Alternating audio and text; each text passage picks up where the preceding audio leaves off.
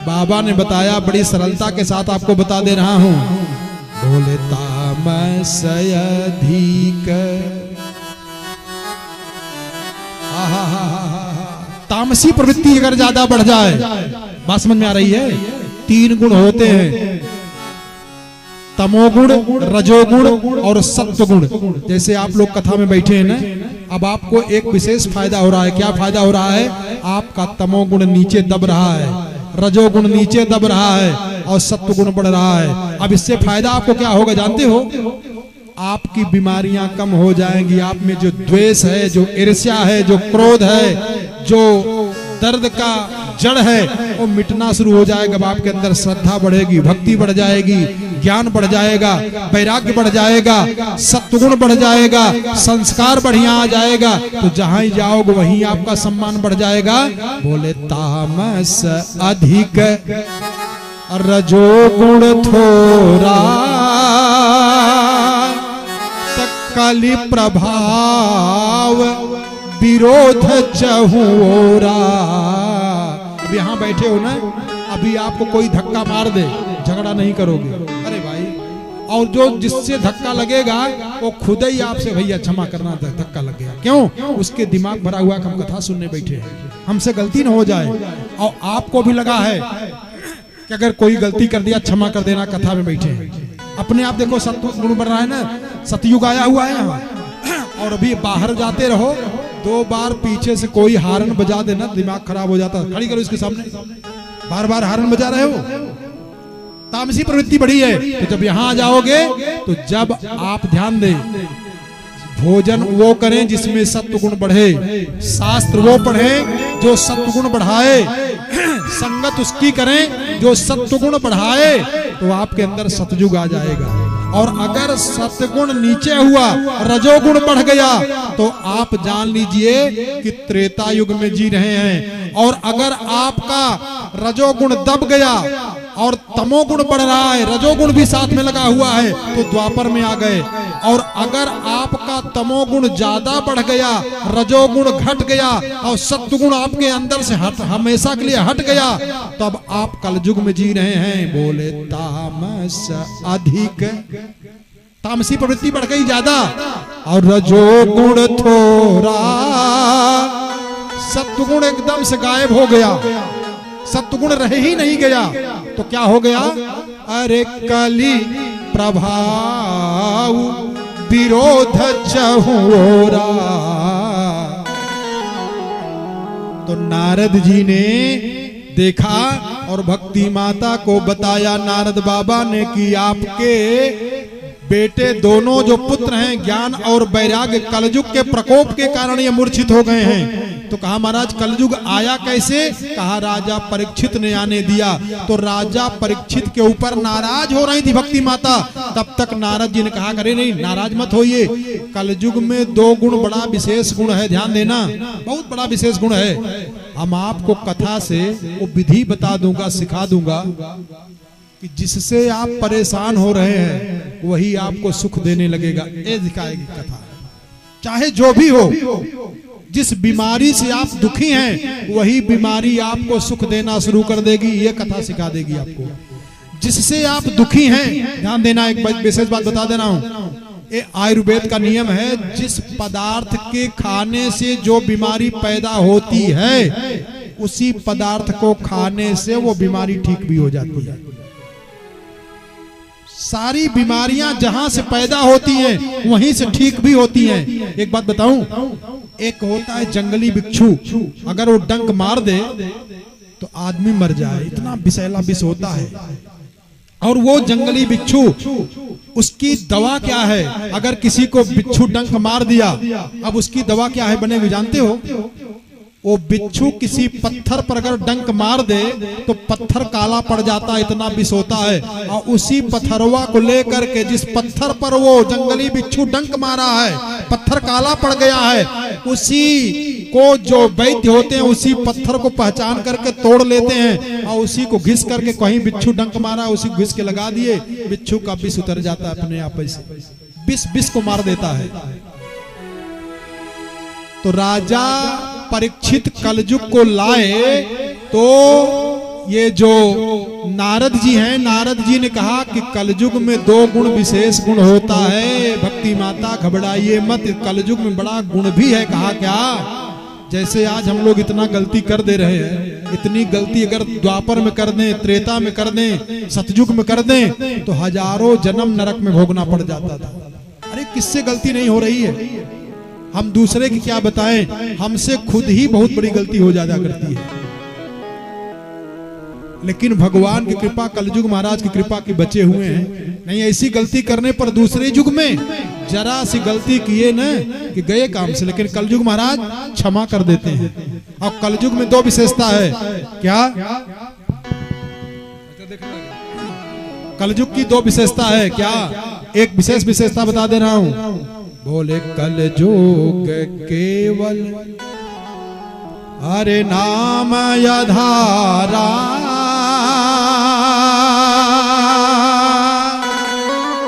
भगवान का नाम जप कर लो। नहाए हो कि नहीं नहाए हो, लेट करके जप लो, चलते फिरे भगवान का नाम ले लो, लेटे हुए जैसे भी मर्जी कहे वैसे भगवान का नाम ले लो, कल्याण हो जाएगा। और एक विशेष विशेषता बता देना कलयुग का। क्या? कलयुग में मानसिक पुण्य का फल मिलता है, मानसिक पाप का पाप नहीं लगता है। जैसे आपने मानसिक पुण्य किया, अगर भगवान हमको भी धन दे देंगे तो हम एक यज्ञ कराएंगे, हम भी कथा सुनेंगे, हम भी भूखों को भोजन कराएंगे। कराओ चाहे न कराओ, लेकिन कुछ न कुछ पुण्य मिल जाएगा। एक कलयुग की विशेषता। इसीलिए राजा परीक्षित ने कलयुग को अपने राज्य में आने का स्थान दिया। अच्छा, इसमें कुछ जा रहा है। सवेरे उठिए और भगवान का ध्यान करके प्रार्थना करिए कि हे नाथ, अगर हमारे पास भी धन बढ़ जाए तो हम भंडारा कराएंगे, यज्ञ कराएंगे, गरीबों को दान करेंगे। अब धन हो तो करिए, ना हो तो मत करिए, लेकिन आपका मन तो पवित्र है, मानसिक स्थिति तो बढ़िया है। तो इसीलिए कलयुग को आने दिया। तो नारद जी ने कहा कि माता जी आप चिंता मत करिए, अब हम आपको बता रहा हूं। कहा क्या? कहा कलयुग के आने से हर जगह गड़बड़ी शुरू हो गई है। कहा कैसे कैसे महाराज? कहा सुनिए। कहा विप्रैर भागवती वार्ता, जरा देख लो, पहले लिख दिया गया किसी को छोड़े नहीं है, किसी को भी नहीं छोड़े हैं। अब जो लोग कथा कह रहे हैं, पंडित हो या कोई हो, हमको खुद भी ग्लानि होती बहुत, लेकिन अब क्या करें। कहा अब के लोग जो कथा कह रहे हैं वो भगवान की भक्ति के लिए नहीं कह रहे हैं।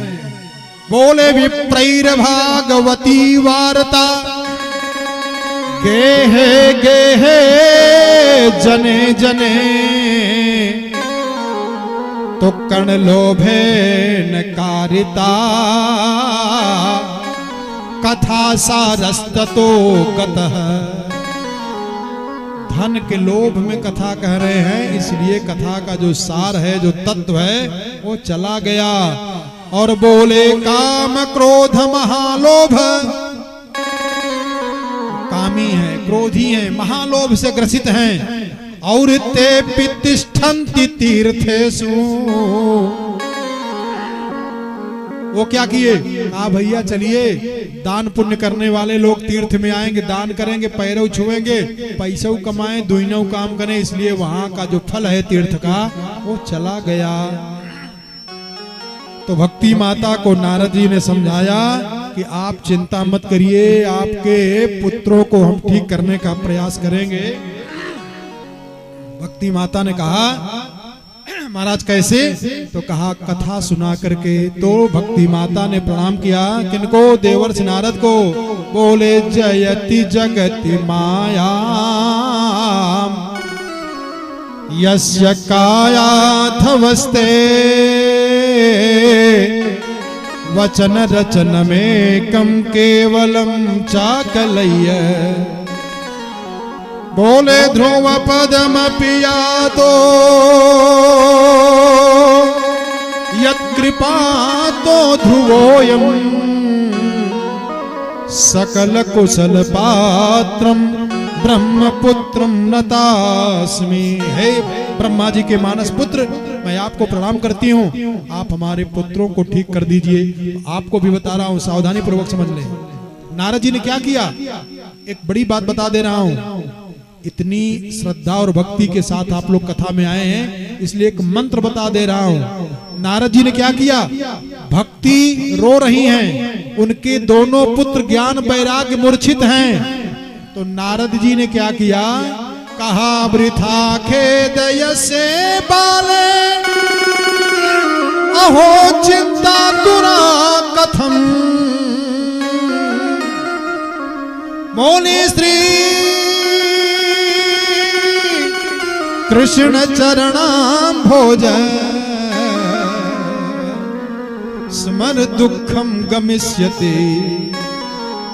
बात समझ में आ रही है?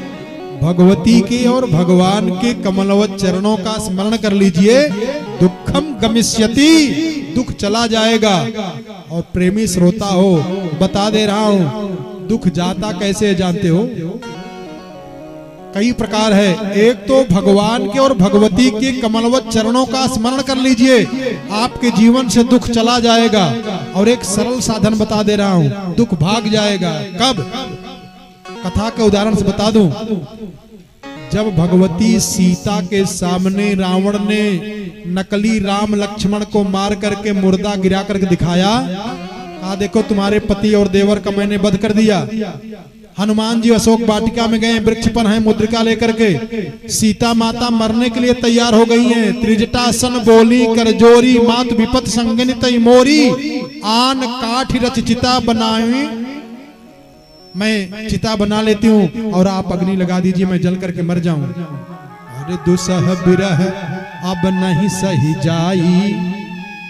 हनुमान जी ने क्या किया, एक बात बता दो ना, यही कथा सुन लो। क्या किया हनुमान जी? सीता माता की आयु समाप्त हो गई थी, अब ये मरने के लिए चाह रही हैं कि मैं चिता बना करके उसी पे लेट जाती हूँ, आप अग्नि लगा दो, मैं जल करके मर जाऊं।